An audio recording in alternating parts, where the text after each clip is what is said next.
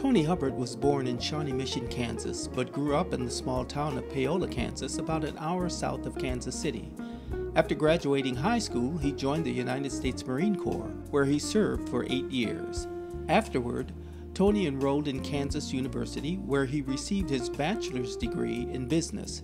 He then attended Friends University, where he received his master's degree in business management.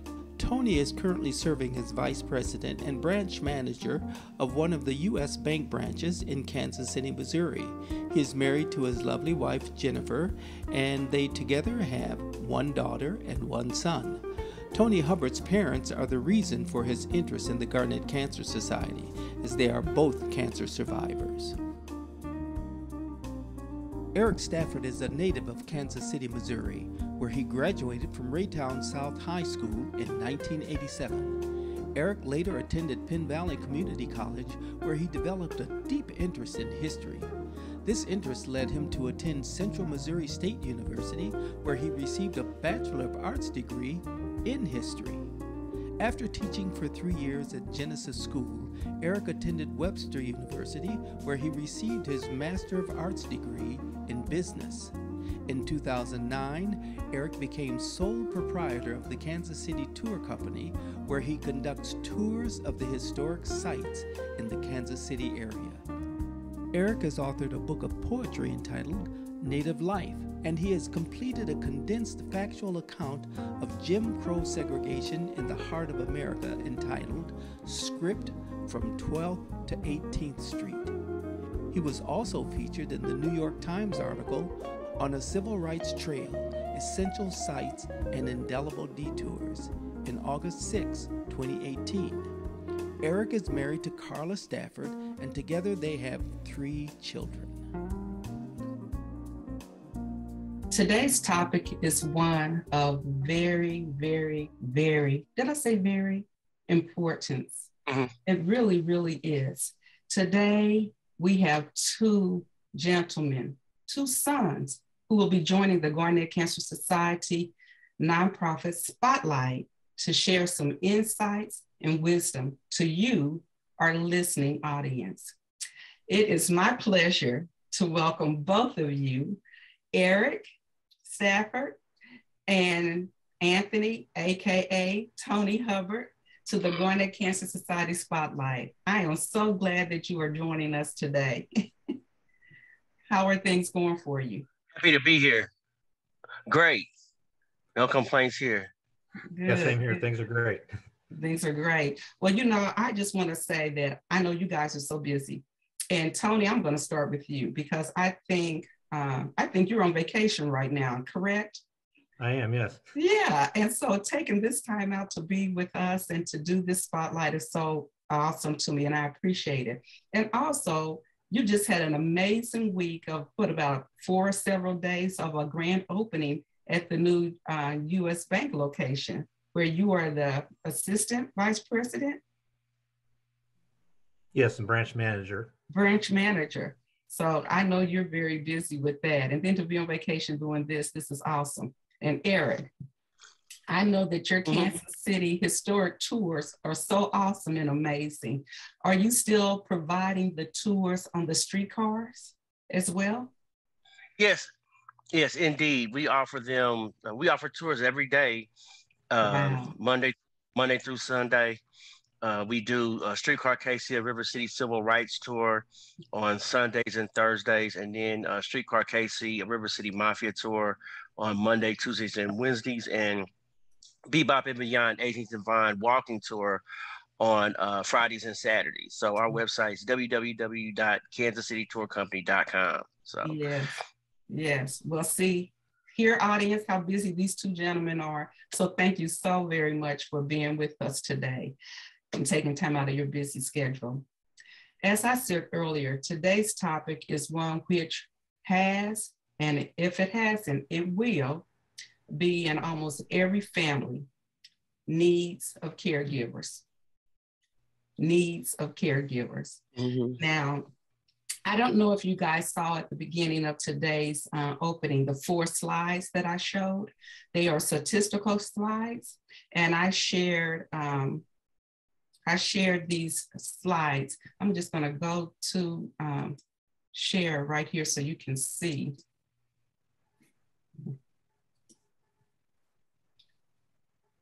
Here we have the needs of caregivers.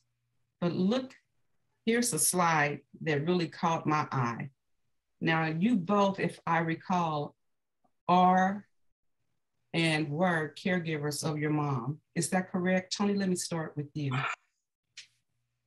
Yeah, actually, both of my parents are cancer survivors. My dad had prostate cancer, and then my mom's been battling breast cancer for about 13 years now. Wow, wow. So your dad and your mom. And Eric, what about you? I wasn't necessarily a caregiver for my mother. She had breast cancer, but I wasn't a caregiver. But I was more so of a caregiver for my father, who's suffering from Parkinson's. So I spoke with her on a regular basis, but I was not a caregiver for her, and she had multiple ailments other than just cancer as well. So she had diabetes and everything else. But as far as the cancer was concerned, she more so received treatment for that, but it wasn't nothing that she went through in-house, if that makes sense, where she needed a caregiver specifically for cancer in the home. Yeah. She had chemotherapy, and she had people that came in, but I necessarily was not a caregiver of her, but I was of my father. Okay. Well, you know, what I found so interesting about the statistics of the earlier slides, it says, although there was information about the increase of caregivers over the past 5 years, the ages are 40 plus up. And then the hours the caregivers give to their parents or parent is 40 plus unpaid hours given per week.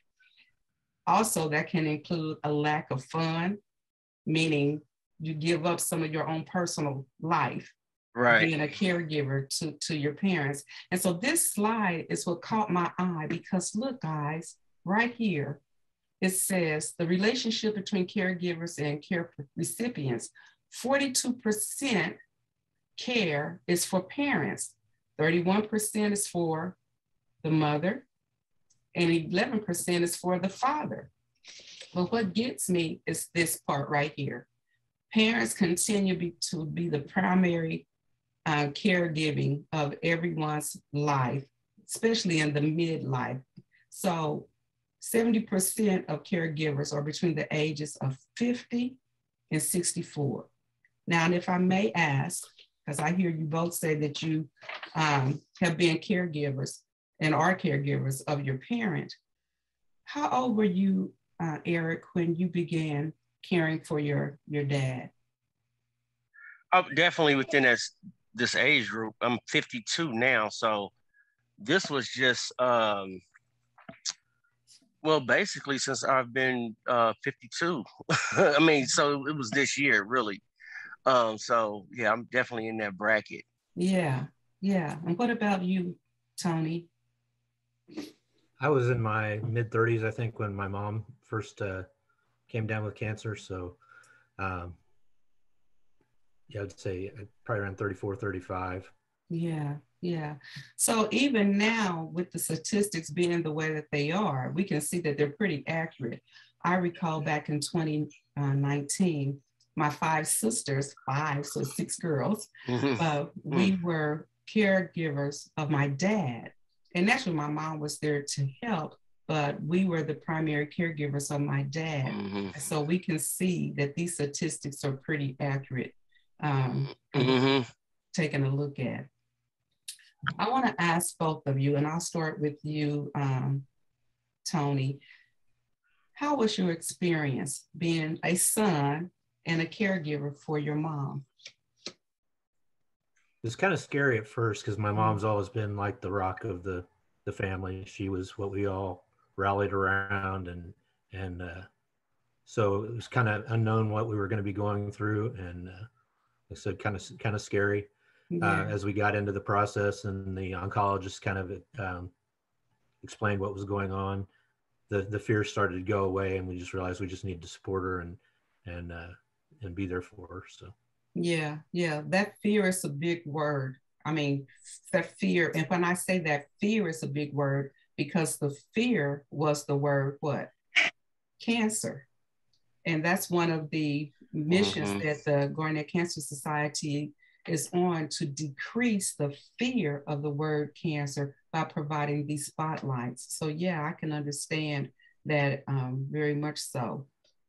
And how did you handle any medical aspects dealing with your mom, like doctor's visits, medications, or anything like that?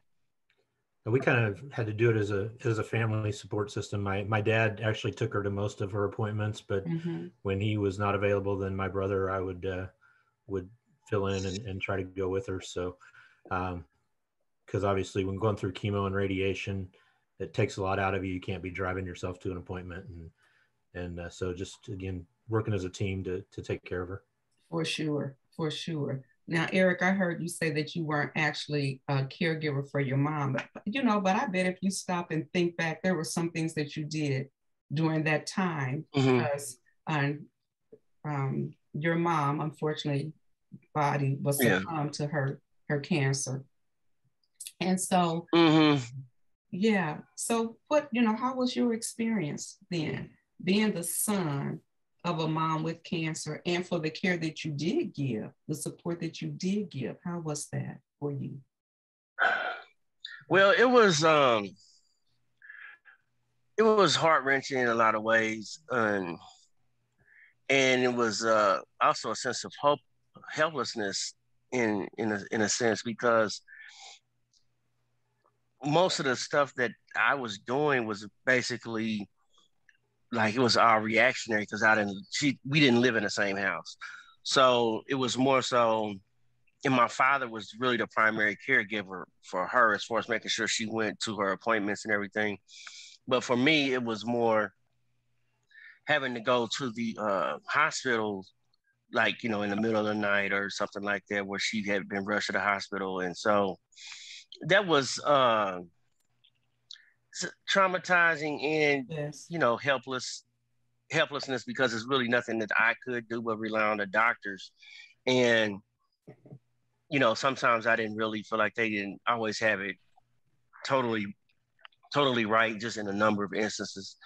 So I also watched her, how it took a toll on her, as far as when I would go visit, and sometimes how she would just hold her head in her hands. And so I knew she was just tired of fighting.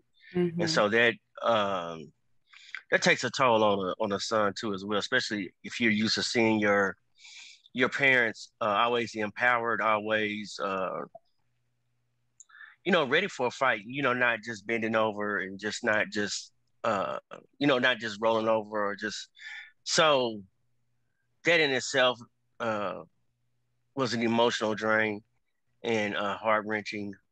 So, but for the most part, it was really not a lot that I could do. I mean, besides like go get things and stuff like that. But my dad really, as far as my mother was concerned, my dad was really the primary caretaker, but it took a toll on him, because he's actually 3 years older than her. So it took a toll on him. And then I watched them kind of,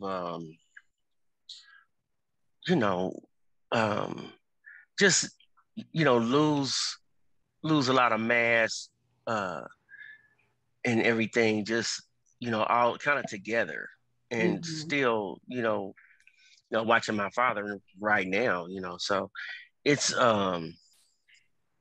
definitely taking a toll. And especially because you're used to, for 1 minute, I'm used to, taking instruction from my father, then I have to kind of switch and give him instruction, Right. because he's unable to,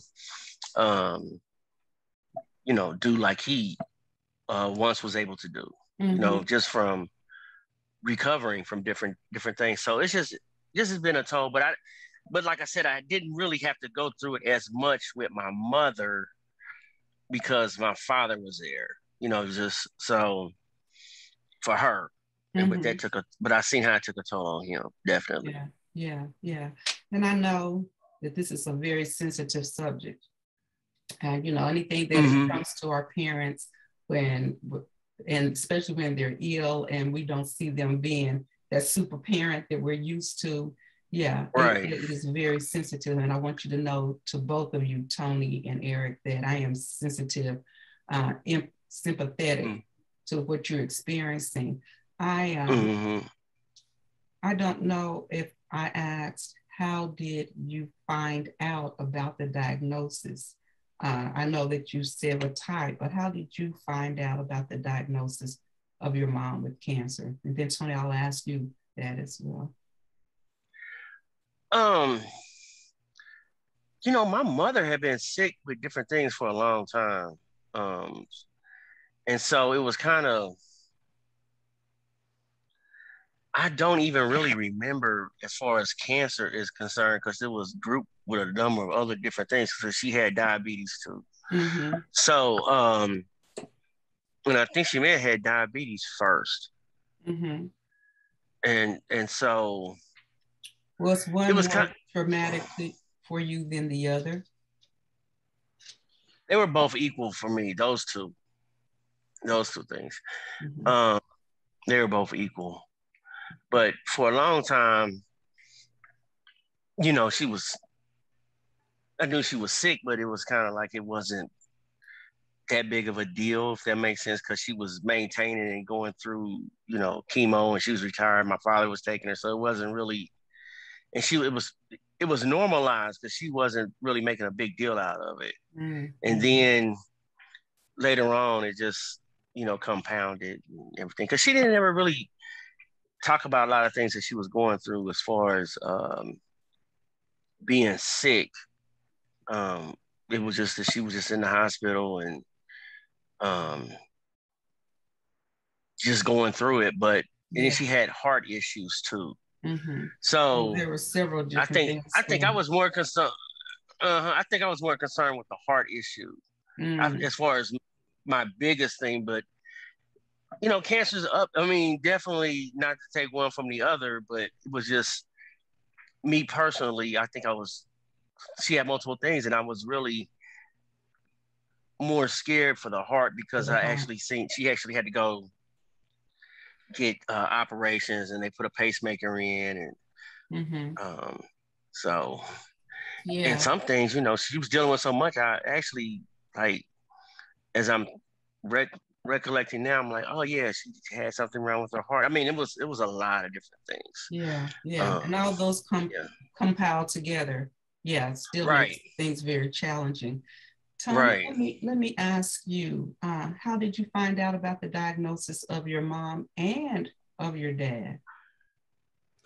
So my dad's a diabetic also, so he has regular doctor visits he has to go to, and just through his annual physical, they found his, they removed his prostate, and that took care of the cancer. So his was a pretty easy operation. Wasn't, I mean, he was down for a month or so, but wasn't anything like what my mom was gone through. And hers, she found also through her annual screening, got her mammogram and found the lump. They did some more testing and decided that a mastectomy was the best option. So she went that route, and then they did radiation and chemo, and took care of it for quite some time. And then over the past few years, it's come back in other parts of her body. So it's metastasized or a different type of cancer? I'm not really sure on that. The most recent bout, they found some cancer in her hip, and she just finished in September with radiation for that. And the last checkup said it looked like it had taken care of it for now. So we're keeping our fingers crossed. Yeah, for sure. Most definitely. We keep her definitely in prayer as well. So I hear both of you saying, you know, what happened and the type, but how did you find out? Did your mom come and tell you? Did a sibling tell you? Because Eric, you have two sisters. Right. Yeah. Did Well, your my mother dad tell you guys? How did you and the reason that I'm asking is because, you know, as children, even though you were adults, you know, you always go to your parents about something that's going on with yourself. But they very Right. rarely come to you about what's going on with them. Back in 2010, my mom was to have colon surgery for colon cancer. Guess when she told us? My 5 sisters and I, the night before. After it was over? The night before.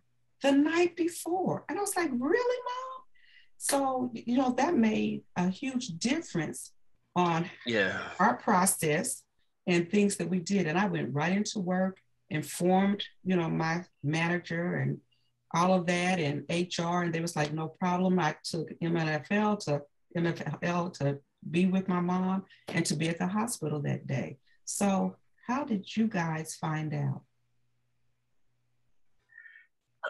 I found out, my mother told me, like on the phone, that she was going to go through treatment because she went through chemotherapy.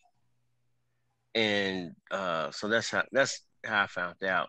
So did she tell you, she told me, look, I found out that I have cancer and I'm going to have chemo? I mean, is that the way it went? Just matter of factly, or? Yeah, it was more so matter of factly. It wasn't, you know, she was going to go through she said she was going to go through the treatment and everything. And I didn't make a big deal out of it because I didn't want her to think I was worried about it. So I never just kind of like, I guess gave her the impression that I just took it in stride, but yeah, but you were concerned. Oh, definitely concerned, but I never, you know, I always, you know, put on a strong front in front of her, like it was gonna be okay. Yeah, but you said earlier it was just wrenching, you know. Yeah, it was. It was. I mean, well, seeing her go through everything, you know, that process, you know, especially, you know, in her later years, yeah. Because she, you know, she held on as long as she could, but sure. You know, that was heart-wrenching, but sure. Tony, for you, what did your mom say to you? What did your dad say to you when they informed individually of their cancer? My dad never said anything to me. Actually, my mom told me about his, and then she also told me about hers. She gave me a call the night she got the diagnosis and let me know that that's what was going on, that they were going to do some more tests to figure out how best to treat it. But and then she kept me in the loop as things went along. Yeah. And then with my dad, she called me and told me that was what was happening. They were going to remove his prostate, and like I said, that one was a pretty easy process overall. So. Yeah, and you know, we heard Eric, and you guys can talk between yourselves, you know, while we're here. But we heard Eric say that he put on a strong front, you know, and a good face for his mom. Tony, what face did you have for your parents? Yeah, pretty much the same way. I tried to just be supportive and let her know I whatever she needed, I'd be there to help. So. Yeah. Well, you heard me say earlier, after she told my sisters and I, we didn't have the strong front face. We became the parents. Yeah.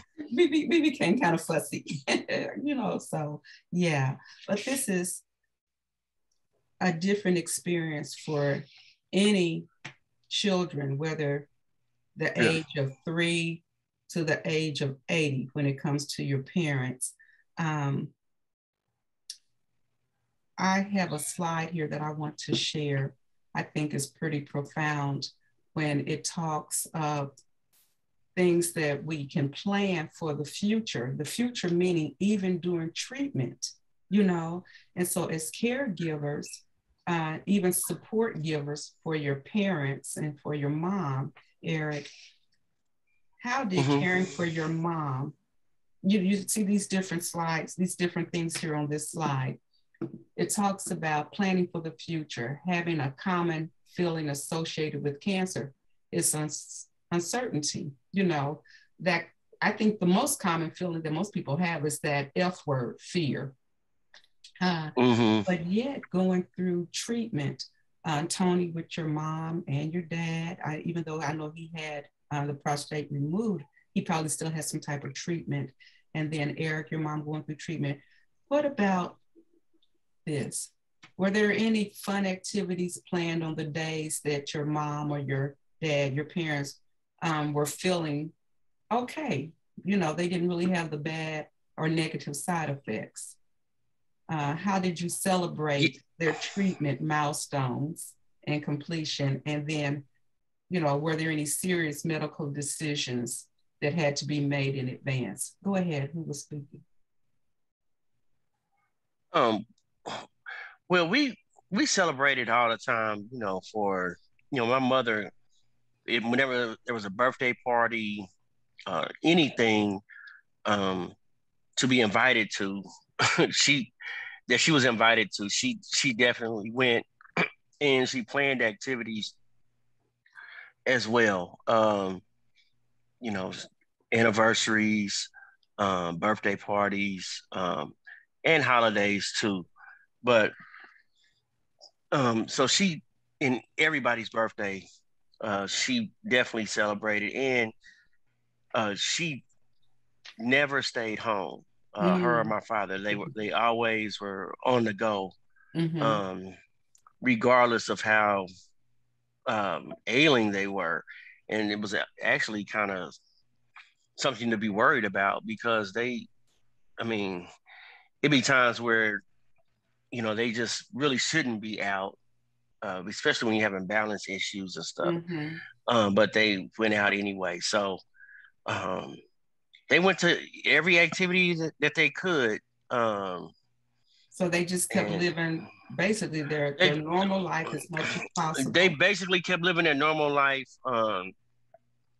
Continue to go out to eat a lot, shop, nails done. Yeah. And I think all this is spend money. Yeah. And I think all of this is encouraging for our listening audience, because some people feel that once they or a loved one, and so since we're talking about parents, I want to keep the focus even there though. Once they contract cancer, then that their life basically stops. You're at home, right. You're in bed, you're in a chair, you're an invalid. And I hear you say, Eric, that's not necessarily so.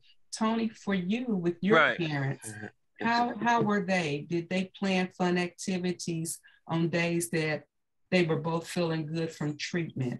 How did they celebrate the milestones of treatment? Because like if the numbers were coming down, how did they celebrate that? And then any serious medical decisions or discussions that were made in advance? I know that's a mouthful. Kind of like Eric's, they just went on with life as usual. They're both 81 now. Last month they celebrated their 60th wedding anniversary together. Oh, awesome. And my mom worked up until she was 80. She worked at a hardware store in Paola, worked like 3 days a week. Her boss, when she was out for her cancer treatments and stuff, just continued to pay her like she was working. So she was fortunate to have a really good support system at work as well as at home. My dad's not, he kind of does his own thing. He has a little junk store where he buys and sells and trades stuff. And he still does that now, 7 days a week. He doesn't like to do much fun with my mom. So I try to take her to a movie, or she loves going to theaters. So we'd go to the new theater there in Overland Park and watch a play and have dinner, that kind of stuff, just to get away and have a little fun. But for them, it was just life as usual for the most part. Yeah, life as usual.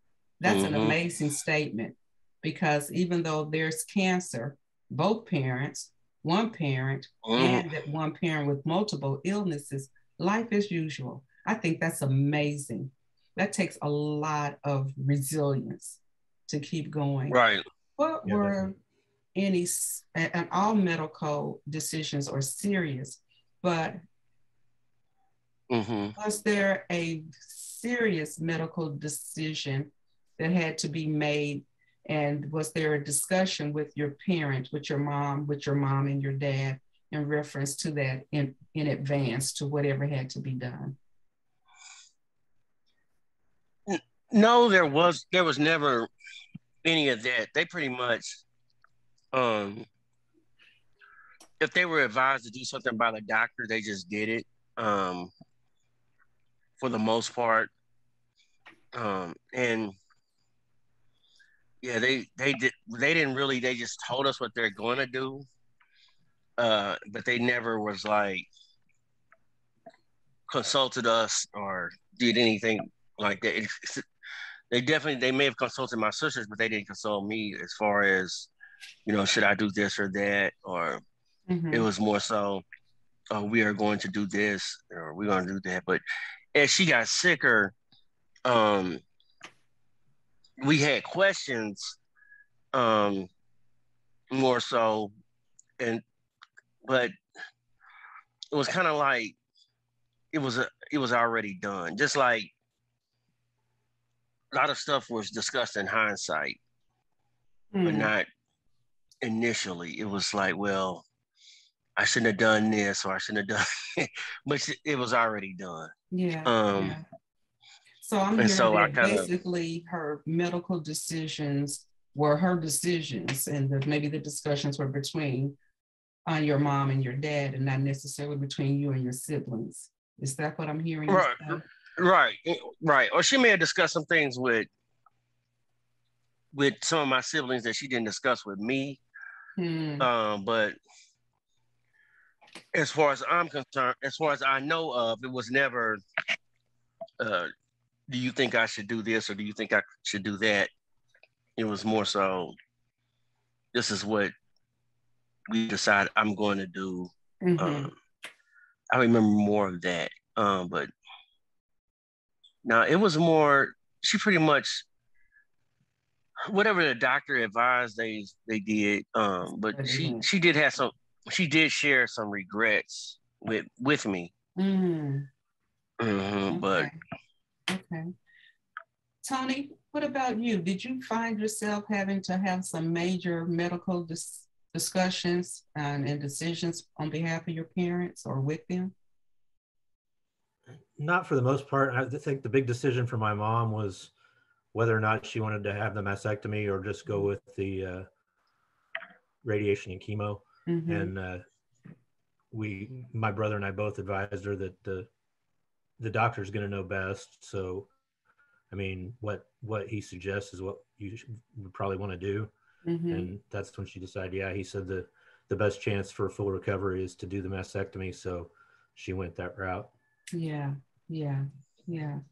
So it sounds like both. And I think a lot of people. Go ahead. Well, I was thinking, families sometimes don't want to make that decision because we're not doctors. And so we rely upon the medical community to, that's what they're there for. And we don't know. And so, so people are kind of hesitant to do it, to make a decision or to advise. Now, when it comes to me, it's something totally different. But for someone else, because my parents just don't belong to me; they belong to my siblings and everyone else. So you kind of hesitate, but there is. As I got older, I think now more recently with my dad, I'm more so will at least say something more because I am more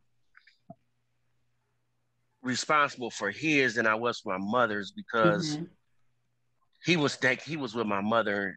They were in the same house, and my dad lived with me for a while, and not a long time, but it was long. It was enough for me to understand what everything entailed and what was going on after your mom's passing. Yeah. So,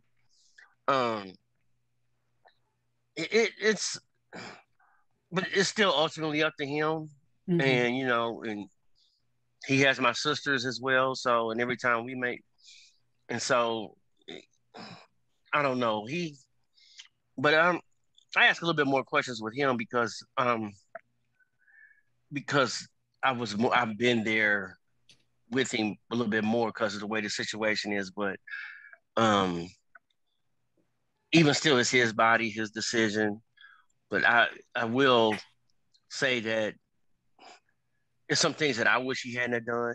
Mm-hmm. That's affecting him now. Like he had hernia surgery, and so that's really the recovery part for that was really hard.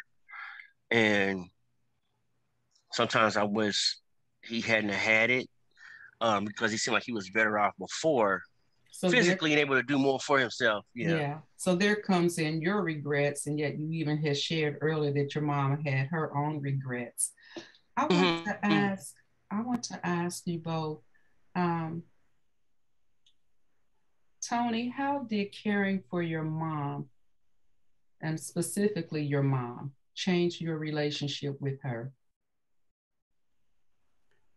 I think it probably strengthened it a little. I've always had a really good relationship with my mom. We've always been, she's the closer parent that I've always related to, talked to. But I think it strengthened that a little more. Mm-hmm. Yeah. Yeah, it strengthened it even more so. Yeah. Did you become more of her confidant versus her being your confidant? Yeah, I think so. Yeah, yeah. Eric, what about you? Specifically to your mom, how did you caring for her in a different way than your siblings, buying stuff, doing things for her, that's all caring, that's all giving support. Did it change your relationship with your mom in any way between the two of you? Well, I think you do. It does kind of switch a little bit. Where I would advise her against certain things more, or maybe be pushed for certain things more. So I became more kind of more of a parent in a sense. They would kind of look at me crazy, but yeah, I became more of that. You know, over the years because you're taking care of them, Right. and so Definitely. Yeah, so you have to, advise them against certain things. Yeah. To stay home should be, I mean, just. I know you said earlier there were times that they would be out and about and you felt like they shouldn't have been. So or just come out the house when they don't need, and they would still come out the house, but no matter what. So they were definitely hard headed, did what they wanted to do, but they didn't listen. What did you find the most eye-opening when caring and being there for your mom? And we'll even say for your dad, but let's talk about your mom right now. Just the vulnerability that she had. Because before I never really seen it, because she was always more. She was a strong person, and I never really seen her in a vulnerable state. Maybe it's some isolated times growing up, but for the most part, never like that. And so I think the more eye-opening part was just the vulnerability, and then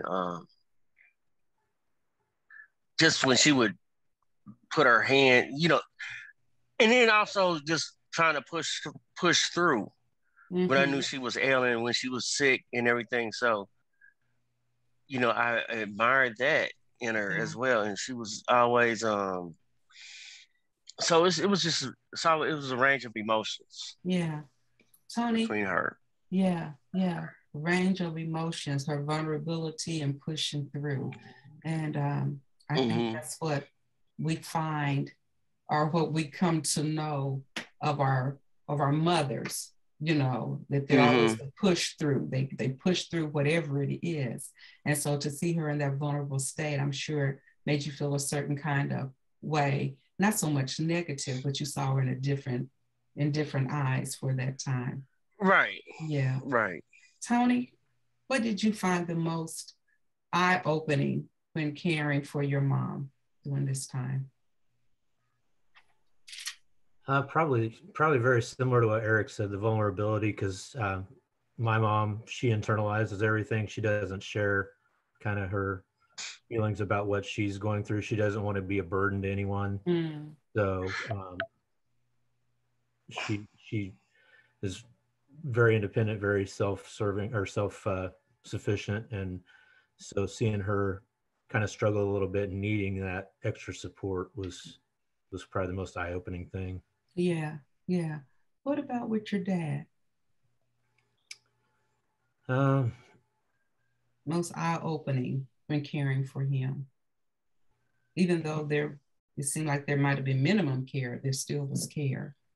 Yeah, I lived in Texas at the time he went through his, so I wasn't involved a whole lot in that.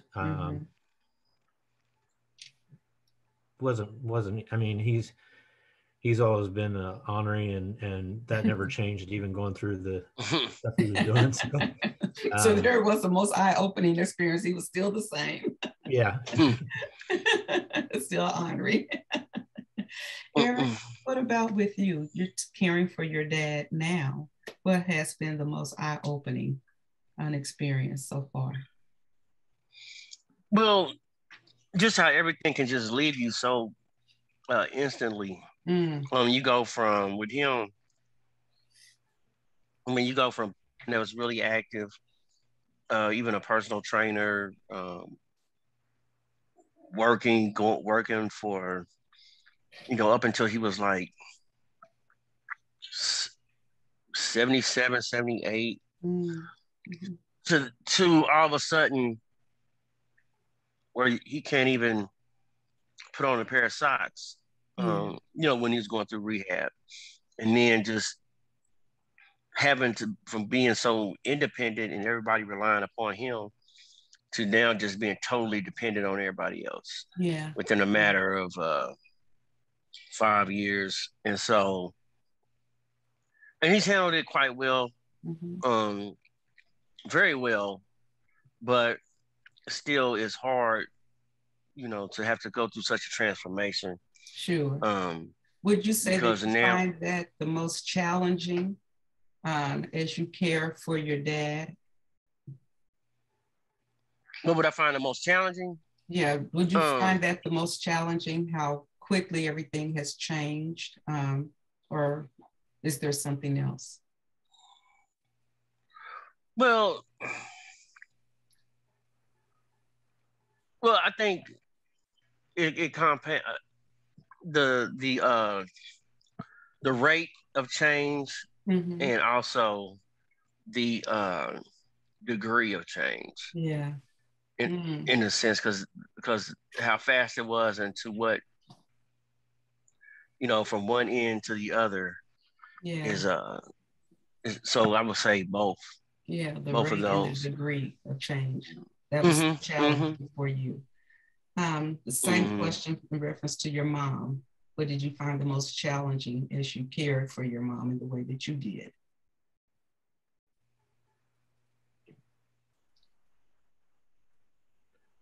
Is that to me?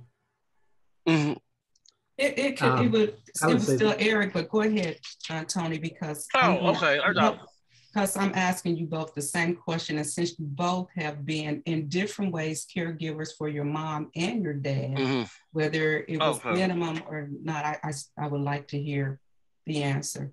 And you could just do a short one. What was the most challenging as you cared for your mom, Eric, in the way that you did care for her? The most challenging when it came to my mom was just basically, watching her as well. Because I didn't necessarily have to do a lot for her as I did for my dad, but for her it was just more so just watching her, get sicker and sicker, and hearing about some of the stuff that would happen to her. Yeah, really was hard. Really was. I think that was more so it. Yeah. I think one time she couldn't get back in the house She had to sit out there until my dad.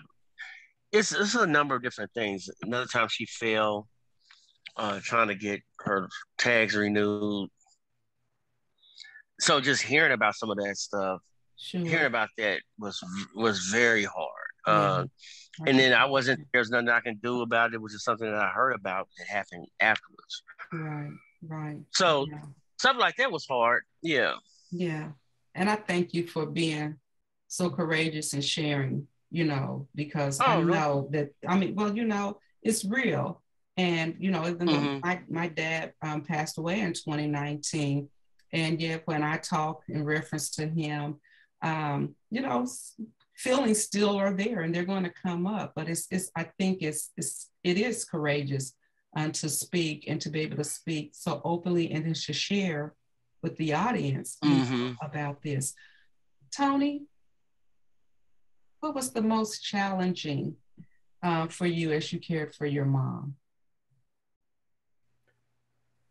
I would say getting her to let us know when she needed help and really asking for help, knowing that she doesn't have to do everything for herself. And I mean, even still today, they live on a farm, 30 acres out in the country, and she's still the one that goes out and mows the yard. And, are you serious? I'm sure it's a rider. I'm quite sure it's a rider and not a walker. Oh yeah. I keep telling them they need to hire somebody to do that. They don't need to be doing that kind of stuff anymore. Yeah. But, I think they'll do it till they die. So. Yeah. So for her to ask for help, knowing that she doesn't have to do it all on her own. Yeah. What about with your dad? I know you said you weren't really there, but just like Eric said, he heard things, and those things were even challenging for him. Were there any things that you actually heard that were challenging for you in reference to your dad? Well, I think for my mom, getting him to follow the doctor's orders, not do stuff when he was supposed to be resting, that kind of stuff, was probably the most challenging because, he doesn't want to lay in bed and get better. He wants to get back at it. So right. And most definitely for anybody, but especially for men, that's challenging. Not going to lay still, be still, used to moving about, going about, when, wanting to, just as we talked about earlier, living life as normal, as usual, just keep going. Even when at times Eric said they shouldn't have been out there. They should have been at home, but they wanted to keep that consistency, that normal consistency of life. I know with my dad, his illness, he did not have cancer, but my dad's illness caused him to slowly lose his mobility. And in that place, he still wanted to get up and walk. So in his mind, he could see himself getting up and walking, and he would try to do that in the bed, but with that very limited mobility, he couldn't. So we always had to be by his side, make sure that the railings were up because he was going to get up and walk. So yeah, that was challenging for us girls, as well. Tony, what did you learn about yourself as you cared for your mom? I learned that I'm a lot like her. The same way I internalize things, I don't like to ask for help. I want to take care of it myself if I can. And I think that probably is what kind of bonded us a little more, as I realized how much more I am like her. Yes. I know my oldest son was sharing some things with some friends of his one time, and he said, "Oh, I have become my mother." So in a sense, you have become your mother. Yeah, being a lot like her. That's what you've learned about yourself. Eric, what did you learn about yourself as you cared for your mom in the way that you did? Well, I think I wanted to do everything, wanted to be kind of hands-on, even though I wasn't able to be as hands-on with my mother as I was with my father. But I learned it was more to it than what I thought. Mm. Even though that I thought that I could do certain things, but I just couldn't do it Exactly. myself, even though I wanted to. I mean, it is hard to be a caretaker. And you know, so I think that was one of the hardest parts about it, is that um it was, and it's never ending. And so it's, but I was able to, to dig deep inside and rise to the occasion sometimes, and then other times I was not always able to meet expectations. But it, but I learned to not I had to learn not to feel guilty too. Oh, So that's so huge. That is so huge. So I think, yeah, because people do go there, to feel guilty that I can't do more, or I can't take away the pain or the hurt, or I don't know what to do. And all of that is okay. But yeah, that guilt can really come there. Being a caregiver is very time consuming, which both of you very well know, as well as I. And this is not a complaint at all. It's just a fact that being a caregiver, our parents are caregivers, or were caregivers to us as we were infants, toddlers, and then going off to elementary school. They were caregivers to our children. And yet, here's the difference later in life, is that now you, Tony, you, Eric, and me, but the focus being on you guys, are taking care of two families, your own family and your parents. As a caregiver in that state of taking care of two families, your own and your parents, what did you do and or realize what was happening within your own emotions and personal life? What did you do that was happening within your emotions and own personal life? Or what did you realize was happening within your own emotions and personal life? Let me start with you, Tony. I think what I realized was that my parents aren't going to be there forever, that I need to take time and enjoy with them when they are here, and not be so wrapped up in me, and really, really cherish that time we have together. Yeah, not be so wrapped up in me, but to cherish the time that we have together. I know that Joyce Meyer, as most people know her, the TV event, she has a saying in one of her sermons, and when she talks, it's the I problem, and it's the me problem. And she turns into a robot and she goes, what about me? What about me? What about me? What about me? And yet I hear you say, Tony, it's not about me, but cherishing the moments and realizing our parents are going to be here forever, and to cherish that time together. So that's what you realized and learned about your own emotions and personal life. Eric, what about you? What did you learn?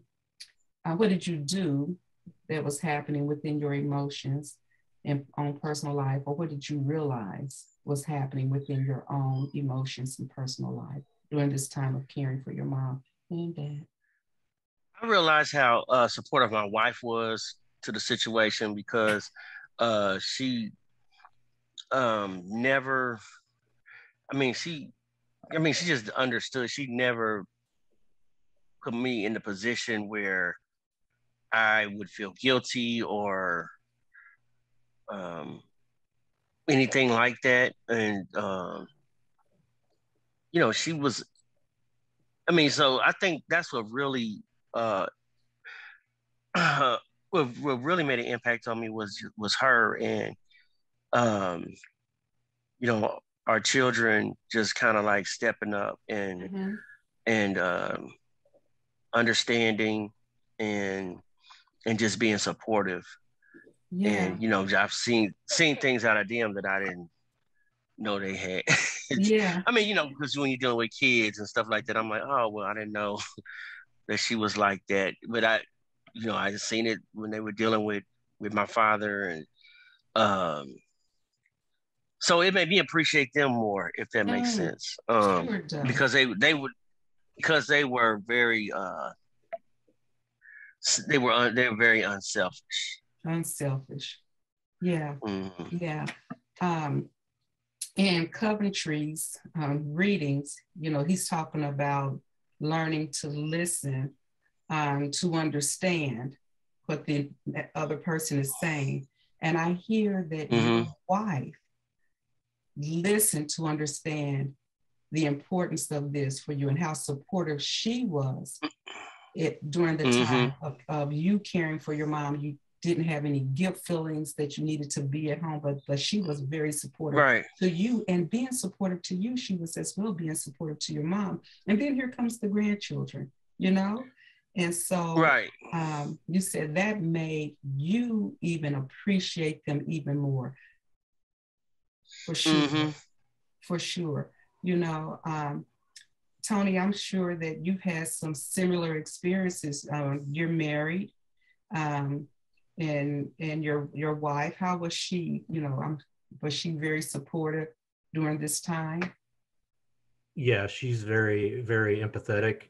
She had some big losses in her life before we met. She lost her first husband and her sister in a matter of about 6 months. And so she's very empathetic at any kind of situation like this, very supportive of anything with the family. So. Yeah. And, you know, it's one thing to be sympathetic, but once you've gone through it, then you can be empathetic to those who are going through it. So it's huge. I want to share this slide here that I like to call it setting boundaries. Take comfort in others and self. As a mindful therapist and life coach, I'm all about being what I think I heard you, Eric, say, that it was selfless. You know, it wasn't a selfish act. It was a selfless act. And I think that's so huge. And so here's setting boundaries. Here are some about 5 tips that I think will be good for caregivers as they're taking care of their loved one, their mom, their dad, or whoever it may be. You guys, as you read these 5, which one would you say jumps out at you the most? So I will read them. Caregiving is time consuming. You are still allowed your own life. Continue to remain involved with family and friends. Stay active in school with community and personal activities, and appreciate having others to lean on. And I know I just heard you both say that last one, so I'm just going to go ahead and say that one for you. But out of the other 4, what did you find that you had to set a boundary with, or you did not set a boundary with? I guess I would say that I had to continue to do what I was always doing. I think that was the most challenging part of, you know, just being able to continue having the time, because caregiving is time consuming. Yes. I think that's probably, to sum everything up, it kind of goes back to that, because, you know, if you have more time, you can do everything else. But caregiving is time consuming because you have to sleep yourself too. And there's just only so many hours in a day. For sure. So staying, still allowing yourself to have your own life and being involved and staying active as you had been before. Yeah. Right. Tony, what about you? Of the 4 at the top, what did you find that you had to set a boundary with yourself, or you did not set a boundary with yourself? Yeah, I didn't really have to set boundaries myself. Like I said, my mom being so kind of self-sufficient, it didn't. It was pretty easy to keep balanced with what I have going on and what she was needing. So I didn't really have an issue with any of those. And that's huge, because I'm hearing you say that with your mom remaining as much as possible self-sufficient, even though you were a caregiver, and I'm sure at times it was time consuming, it did not consume. It did not consume right. you. So you still could continue on. Then, yeah, and once we got through that initial shock of the C word, then and it wasn't so bad. Yeah. Here, this slide, accept a helping hand. I can hear different ones say, oh no, I can do it. Oh no, I can do it. I'll take care of that. The other spouse may even be that person to say, I've got it. You guys don't have to worry about it. Accepting a helping hand. It's okay to have helpers. Saying yes to help ease anxiety and lift your spirits. And then keeping a list of caregiver tasks, whether they're big, small, or in between. People often are not sure how to help. So with the task, if you make a list of the specific things that are needed, that can be helpful. I know when I was going through my journey of breast cancer, my nurse navigator at the time said, you're going to have doers. And so they want to do. So make a list of things that they can do because they want to help. Out of these four, what was the most helpful for you? I would say, you have to be willing to accept a helping hand. Because sometimes if it's your father, sometimes your mother, you'd be like, oh, I got it, because you don't want it to be a burden on anyone else. But people do want to help, and you have to allow people to help, because you can't do everything on your own. For sure. And but sometimes it's hard to ask for help because it is your parent, so and not theirs. But you just have to not be afraid to ask for help. And it's also it's a part of your ego. You have to put your ego aside. So that is a huge one, for sure. Yeah, I can do it. It's my mom, it's my dad, I can do it. But yeah, to say yes, then that took off, I'm sure, some anxiety, some tension, and it makes things a little better. Tony, for you? I'd say saying yes to help is definitely a big one. My mom, especially, she has a good community in her church. They have people that wanted to stop in and drop off food or just come and check on her, because my brother and I both live over an hour away, so it's not like we can just drop by the house and take care of things all the time. So having that extra support system from the church and friends in their neighborhood was I think a big thing, and her being willing to accept that. Yeah, for sure. So, and saying yes, having the doers, you individually, what was your source of strength during this time of being a caregiver? What was your source of strength? Tony? Well, okay, Eric, go ahead. That's fine. No, he can. Well, definitely the Most High God was my source of strength, and then just the inspiration that this is my parent as well was empowering enough to keep me going on, and just thinking about the sacrifices that they made for us, it is also empowering as well. So it's kind of what did it for me. But most of all, my strength came from God, from the Most High. Yeah. Yes. Thank you. To have that higher power, God, to give that strength. Right. To you. Tony, what was your source of strength during the time of being a caregiver? I think my wife, probably the biggest support. And then also seeing in my mom the will to beat this, that when you look at her, she's not defeated ever. And no matter how bad a day might be, it's going to get better. So yeah, I think that was a good one to keep me going. Yeah. Wife support is huge. Family support is huge. Yeah. But that willingness to see your mom going to beat this and keep going was a huge support for you. And it's very encouraging. It's very encouraging to see and to hear that. My last question for you guys, and I'm telling you, this has just been amazing today. I've taken so many notes, you just wouldn't believe it. I probably could write a little book. I want to ask you both, and I'll start with Tony, and then come back to you, Eric. Tony, what words of wisdom can you leave with our listening caregiver audience today? I would say the biggest thing is be present. And by be present, I don't mean just being there physically, but be there emotionally, be there.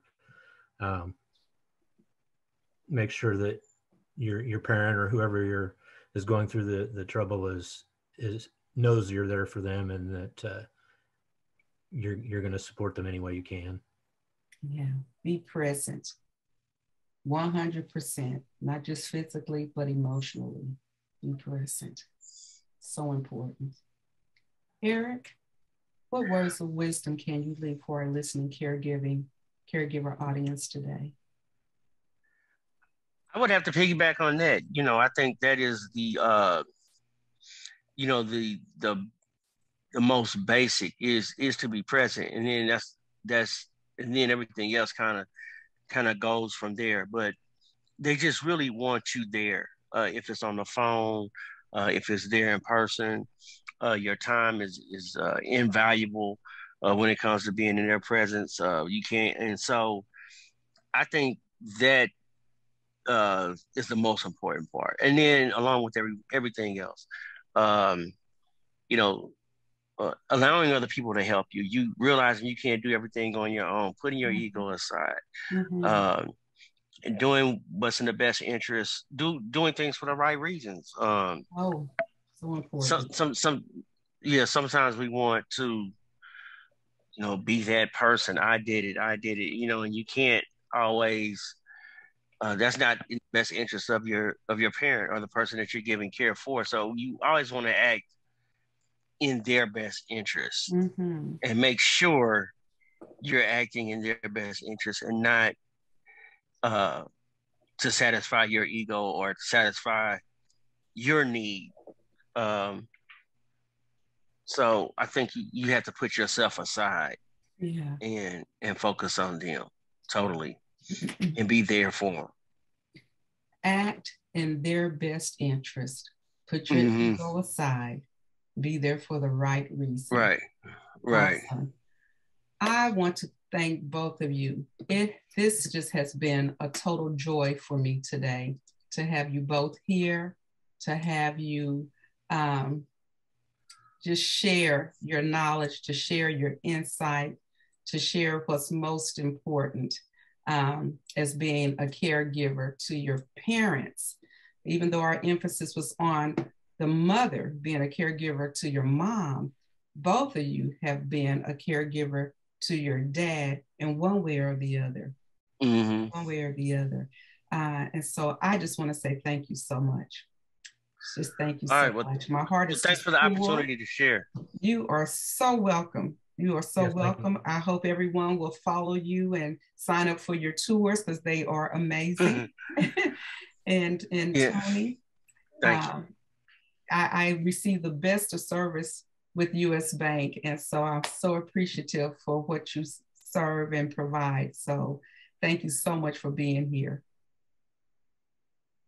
Yeah, thank you for having me. And I'm going to check out Eric's tours too. That sounds like a good way to do something on my vacation. Well, looking forward to having seeing everybody. So, well, all right. And it's www.kansascitytourcompany.com. And it's all spelled out. And Tony, would you like to give a shout out to your location?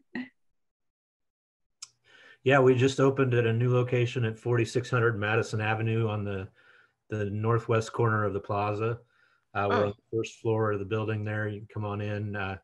If you're around on Monday, we have, I won't be there, but we have free box lunches from Gates Barbecue. So come on and get a sandwich and some beans and slaw. Oh, wow. And it's going to have a whole group of people there. Well, thank you again. Thank you. Right. Thank you. Okay. Thank you. That's My good prayers to know. And best Thank wishes you. to you and to your family. All right. Thank you. Okay. Bye-bye. Bye-bye.